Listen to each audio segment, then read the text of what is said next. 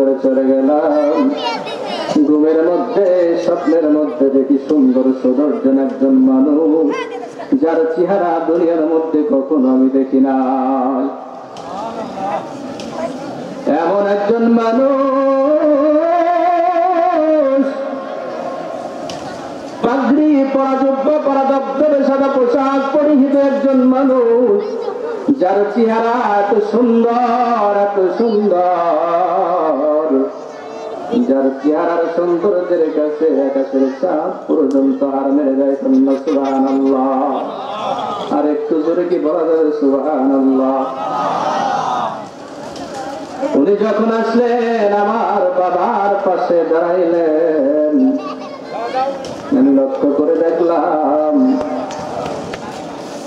উনি যখন আমার বাবার পাশে দাঁড়াইয়া আমার বাবার চেহারা টাকা চাদর খানি সরাইয়া তার সুন্দর হাতখানা আমার বাবার চেহারার মধ্যে বুলাইয়া দিলেন।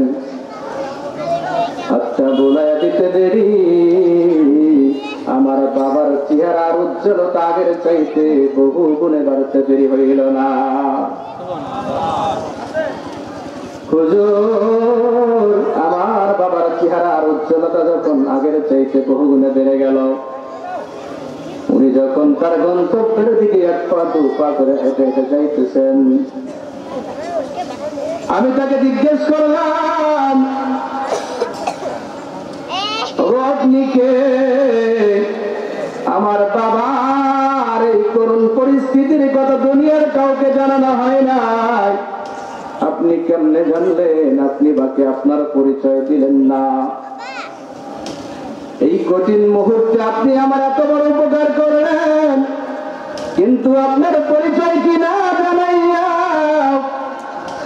আপনি আপনার গন্তব্য চলে যাবেন। দয়া করে আপনার পরিচয় বলুন, আপনি কে বলুন। তুমি আমার দিকে তাকাইয়া বলে, যুবক, আমি কে তুমি কি জানতে চাও? আমি তো এই মানুষ, যেই মানুষের উপরে তোমার বাবা প্রতিদিন একবার নয়, দুবার নয়, 300 বার করে দরুদের আমল করতো। সুবহানাল্লাহ। আর একটু জোরে বলা যাবে না সুবহানাল্লাহ? আমার বন্ধু মুসলমান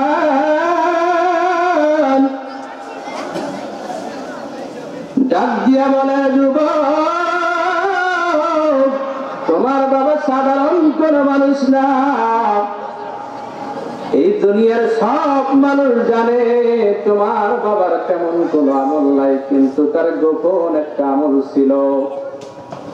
গোপন আমলটা হইল, সারাটা দিন যত ব্যস্ততার মধ্যেই থাকুক না কেন, সুখে দুঃখে সর্ব অবস্থায় যতক্ষণ পর্যন্ত 300 বারের দরুদের আমল না করত, ততক্ষণ পর্যন্ত কোনদিন ঘুমের ঘরে যায় নাই।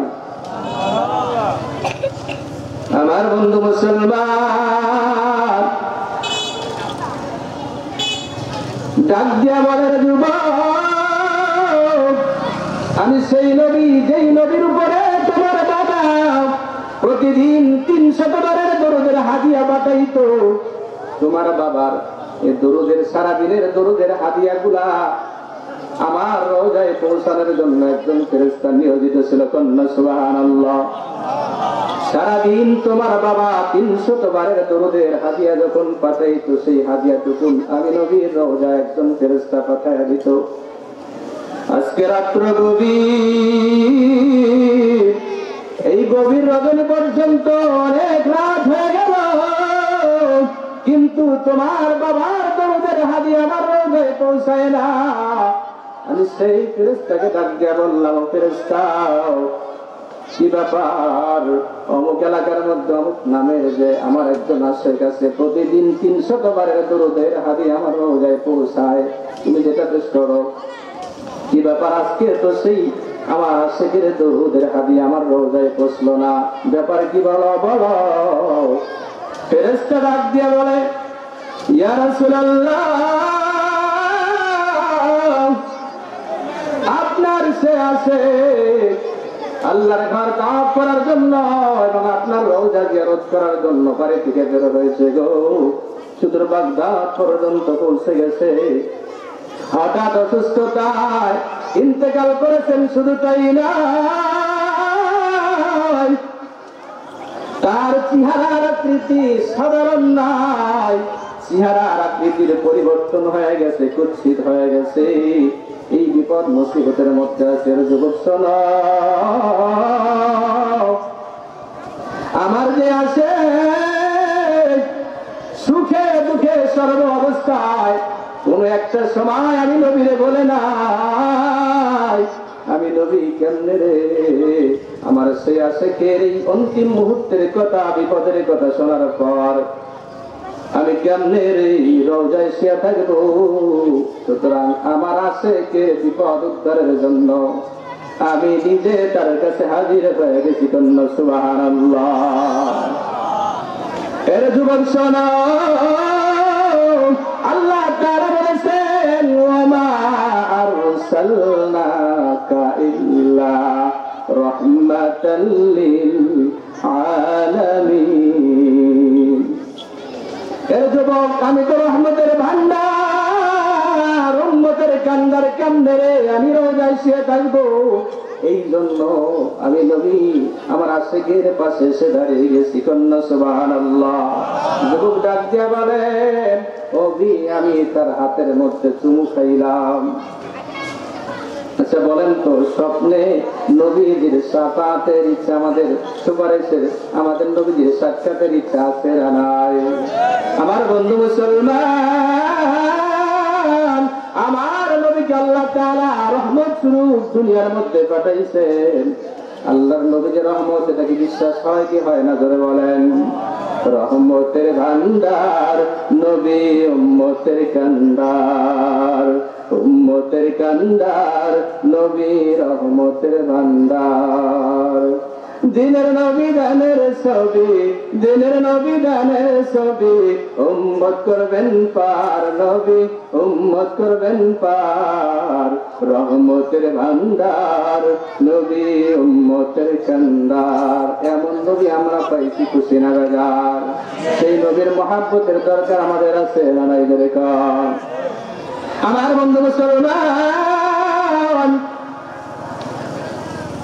কুরআনুল কারীম থেকে সূরাতুন নিসার 36 নম্বর আয়াতের প্রথম অংশ তিলাওয়াত করেছি। আল্লাহ তাআলা বলেন, ওয়া'বুদুল্লাহা ওয়া লা তুশরিকু বিহি শাইআন ওয়া বিল ওয়ালিদাইনি ইহসানা। আল্লাহ তাআলা বলেন, তোমরা আল্লাহ তাআলাকে বাদ দিয়ে অন্য কারোর ইবাদত করবে না। আল্লাহ তাআলাকে বাদ দিয়ে অন্য কারোর ইবাদত করা যাবে না। আল্লাহ তাআলা বলেন, তোমরা আল্লাহ তাআলার ইবাদত করো। কার ইবাদত করো? যারা বলেন আমরা কার ইবাদত করব? জোরে কয়ের ইবাদত করব কার? আল্লাহ বলেন, তোমরা আল্লাহ তাআলার ইবাদত করো এবং তার সাথে কাউকে শরীক করবে না, এবং তোমাদের পিতা মাতার সাথে সৎ আচরণ করো।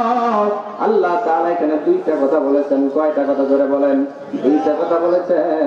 আল্লাহ বলেন, তোমরা আমি আল্লাহ তাআলার ইবাদত করো শিরক মুক্ত। কি মুক্ত? জোরে বলেন। আমরা ইবাদত করব কার? জোরে বলেন। ইবাদত করব কার? কি মুক্ত ইবাদত করতে হবে? শিরক মুক্ত। এমন ইবাদত করব যে ইবাদতের মধ্যে কোনো শরীক থাকবে না, কোনো শিরকিয়াত থাকবে না। একটা কথাই, শিরক মুক্ত ইবাদত করলে আল্লাহ তাআলা অল্প ইবাদতেই জান্নাতের ফয়সালা করে দিবে। সুবহানাল্লাহ। আমার বন্ধু মুসলমান, আল্লাহ রাব্বুল আলামিন আমাদেরকে ইবাদতের জন্য দুনিয়ায় পাঠাইছেন। ইবাদত তো আমরা কম বেশি করি কিনা? যারা বলেন নামাজের সময় হইলে নামাজ পড়ি, নামাজি মানুষের অভাব নাই। রোজার সময় রোজা রাখি, রোজাদারের অভাব নাই। ঠিক কিনা? যারা বলেন দান সৎকার করি, সব করি, কিন্তু পিতা মাতার খেদমতের কাছে এসে আমরা কেমন যেন হাইরা যাই। ঠিক কিনা? যারা বলেন। আমার বন্ধু মুসলমান, পিতা মাতার খেদমত কেমন করব? পিতা মাতাকে, যাদের দুইজন মানুষের মাধ্যম দিয়ে আল্লাহ তাআলা আমাদেরকে এই দুনিয়ায় পাঠাইছেন, একজন হলো পিতা, একজন হলো মাতা, ঠিক কিনা জোরে বলেন? একজন বাবা আর একজন হলো মা। এই দুইজনের মাধ্যমে আল্লাহ তাআলা আমাদেরকে সুন্দর দুনিয়া দেখাইছেন। আমার বন্ধু মুসলমান, অনেক মানুষ আছে 5 ওয়াক্ত নামাজ পড়ে, রোজা রাখে, হজ করেছে, সব দান সৎকার দিক দিয়ে 1 নম্বরে আছে, কিন্তু মা বাবার সাথে সম্পর্ক ভালো না। এমন লোক আপনাদের এলাকায় মনে হয় নাই? আছে আমার বন্ধু মুসলমান।